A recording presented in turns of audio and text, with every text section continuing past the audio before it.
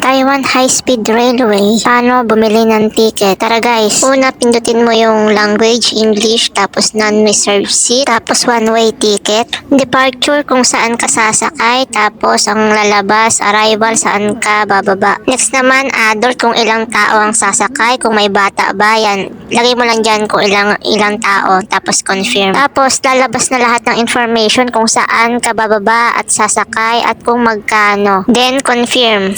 Tapos lalabas dyan na non-member, yun ang i-click mo, tapos cash, tapos lalabas ulit yung amount na babayaran mo. Then, ipapasok mo na sa machine yung mga bills mo, yung kung magkano yung pamasahe na kailangan. Yan.